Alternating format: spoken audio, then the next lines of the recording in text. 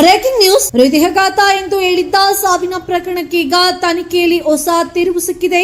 ಮೈಸೂರಿನಲ್ಲಿ 50 ವರ್ಷದ ನಿತ್ಯಾನಂದ ಅವರ ಅನುಮಾನಾಸ್ಪದ ಸಾವಿನ ಪ್ರಕರಣವನ್ನ ಪೊಲೀಸರು ತನಿಖೆಯನ್ನು ನಡೆಸಿದ ಬಳಿಕ ಹೊಸ ಮಾಹಿತಿಯೊಂದು ಹೊರಬಂದಿದೆ. ಆರಂಭದಲ್ಲಿ ಹೃದಯಾಘಾತದಿಂದ ಮೃತಪಟ್ಟಿದ್ದಾರೆ ಎಂದು ಕುಟುಂಬಕ್ಕೆ ತಿಳಿಸಲಾಗಿತ್ತು. ಪೊಲೀಸರ ಪ್ರಕಾರ ಭಾನುವಾರ ರಾತ್ರಿ ಈ ಘಟನೆ ನಡೆದಿದೆ. ನಿತ್ಯಾನಂದ ಅವರು ಮನೆಯಲ್ಲಿ ನಿದ್ದೆಯಲ್ಲಿದ್ದ ವೇಳೆ ಘಟನೆ ನಡೆದಿದೆ ಎಂದು ತನಿಖೆಯಲ್ಲಿ ತಿಳಿದು ಬಂದಿದೆ.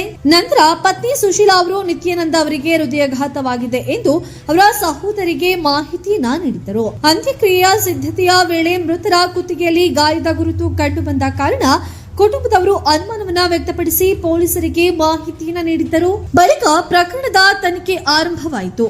ಪೊಲೀಸರ ಪ್ರಾಥಮಿಕ ತನಿಖೆಯಲ್ಲಿ ಸುಶೀಲಾ ಅವರು ತಮ್ಮ ಪಾತ್ರವನ್ನ ಒಪ್ಪಿಕೊಂಡಿದ್ದಾರೆ ಎಂದು ಅಧಿಕಾರಿಗಳು ತಿಳಿಸಿದ್ದಾರೆ.